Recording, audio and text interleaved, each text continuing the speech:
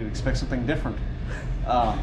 Okay, so kind of an overview of what we're doing with the steering here on the TJ and the 1-ton swap and what we'll get into today's project. So we've got the kingpin axle with the high steer adapters on it. We originally had planned to run the high steer tie rod as well. Unfortunately, with the suspension on the TJ, we're running into interference between the springs and that tie rod. Played with a couple of different ideas. There's some folks that do a tie rod that sits behind the axle. Unfortunately, that ran into problems, was going to run into problems with the shocks, and it was basically just turning into a mess. So what we're going to end up doing is to go ahead and bring the tie rod back down to the factory location, which is fine, except that the Ford tie rod end for this kingpin axle is slightly different than the GM tie rod ends that we want to use for all of this linkage. Smaller. So yeah, it's just a smaller diameter, so this has to be reamed out. At the point that we can put it here, we have a choice of, we can go either above or below. And we've been playing with it. In the end, I think we're going to go below. It just provides a little bit more clearance in this space of everything trying to occupy the same spot. Whereas if we go above and we try to run the tie rod end up in here, we're very tight to all of the material across the front of the axle, as well as everything else, and trying to slide a hydro assist ram into that space at the same time. Yeah, now it's not going to interfere here, but you know, as we flex the suspension, it might cause clearance issues because it'll have to sit up or in, and then as it extends, we have to worry about the diff cover. So if we're sitting underneath, we can mount it double shear, probably put a couple of brackets right there just to hold it in double shear, and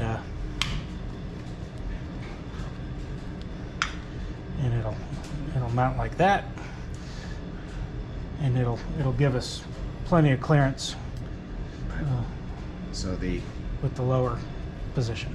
this is the bracket for our track bar, which again, another reason we cannot run the tie rod in this location is the tie rod and the track bar trying to occupy the same space.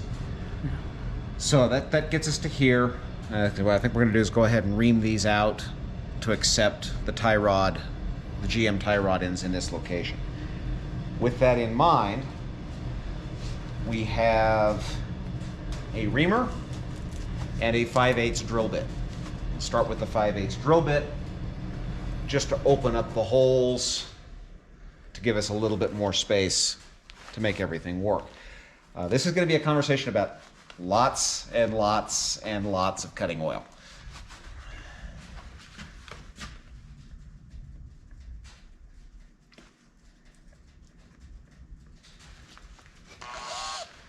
And going slow in patience. Tightening down your drill chuck.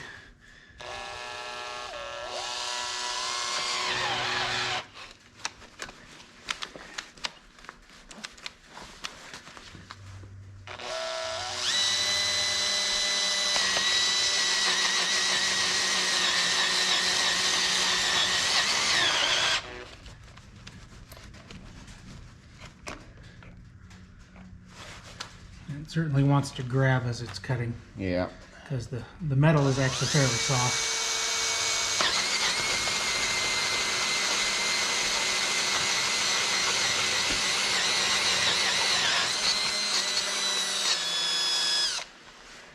Okay.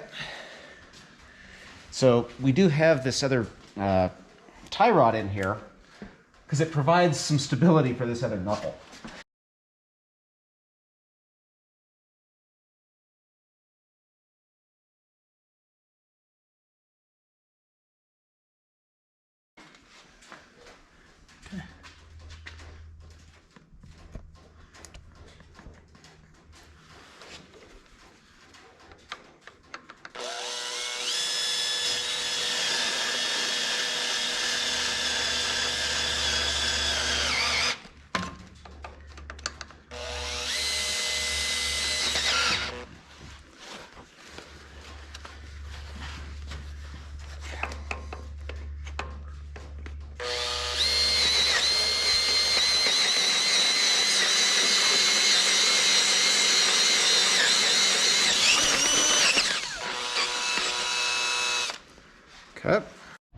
Okay, moving on, we opened up the hole, and now moving to the reamer.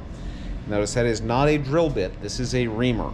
And its whole point of this is to put this taper onto the bottom that matches the taper on the bottom of the joint.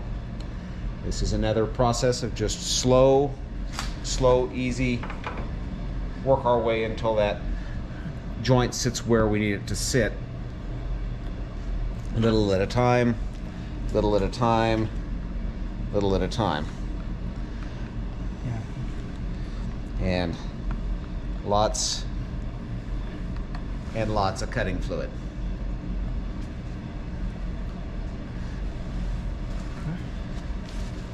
Now this thing will grab, so the more secure bit that you can use to hold it, the better off you're going to be.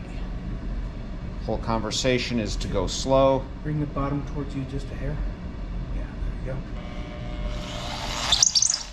And make sure you're going in level, straight.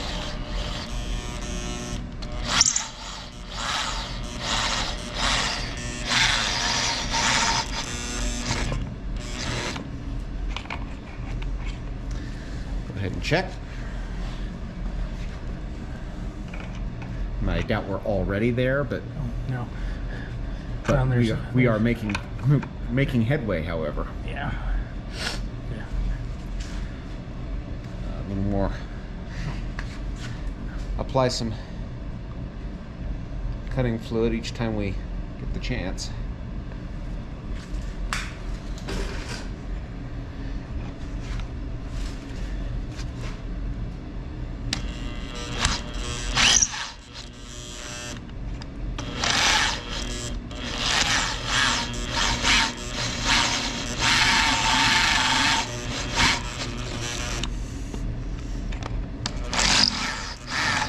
Keep the bit speed low so it cuts a little better that way.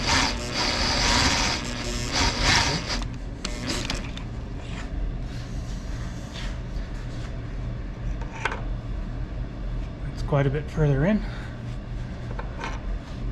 But further still? Yeah, a little further. Well, actually, let's look. Grab a nut first, and that actually might not be too far off. Yeah, now that I look at it.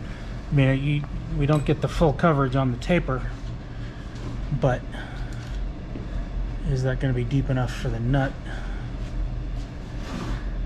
One alternative is to ream it a little further and then stack a washer or two under the nut to get it up where the castle needs to be.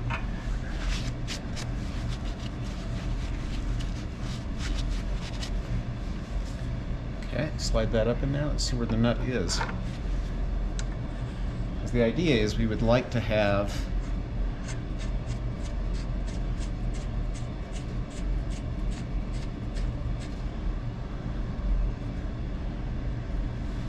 so I don't think we're there yet. Well, yeah, we're not. We want the hole Yeah. to be there. So yeah, we got a little ways to go still.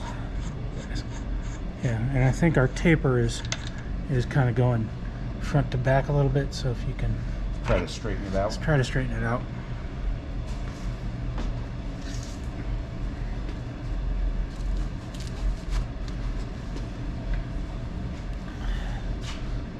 So a little more like this. Yeah. Well, here.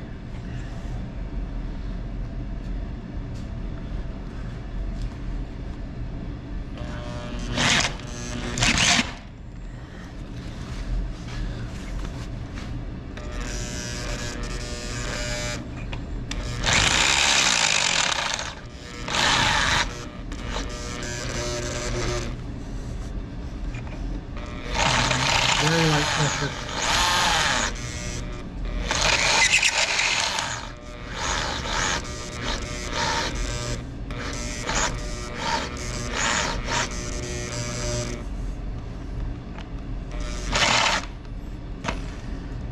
Yeah.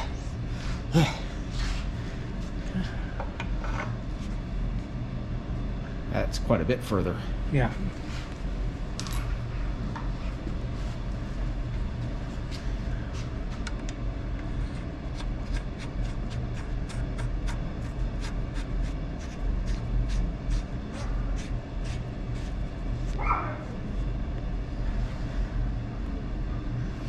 Where is our hole at? Right there. So our hole is real close there to the top of our Yeah. cast inlet. So that's probably, And it's not, this is not torqued down, so it's not as flat as it's going to come up a little bit. So that's So I actually think we're pretty good. probably about where we want that to be. Yeah. This will be filled with a boot The rubber boot, yeah. when this is put in place. Let's call that good and move on to the other one. Yeah. Okay. There you go.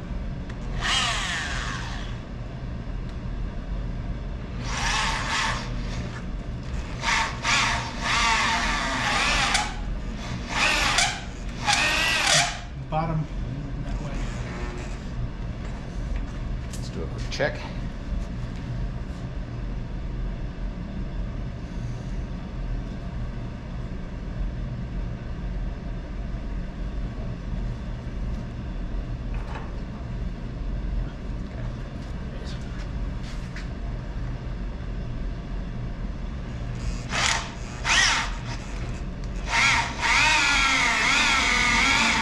That's good. That's good. It's not too much. Yeah, that went really. Probably need a little more. Just a little. Okay.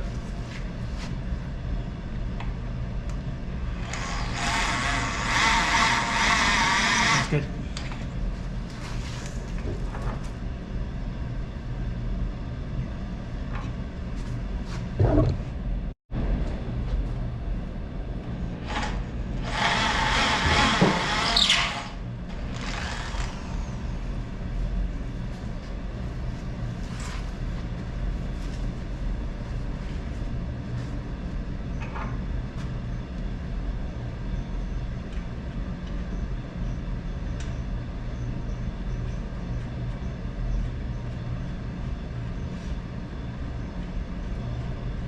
So putting this away, all said and done, go very slow with this. This cuts really quick. As you kind of saw in the videos here, it was just a couple of minutes was all that took to open these up. Might be a little bit more if you have to go further through your knuckles, but that was very quick stuff. Let's put the drag tie rod in. The tie link, drag rod, whatever. Yeah. Okay. Got it started? Get it started. The boot is a little stiff. Which way do you want me to go? Out. That did it. Now, smart man would have already had the bolt or the nut in his hand. Yeah, but we're engineers. Yeah. Okay. Started.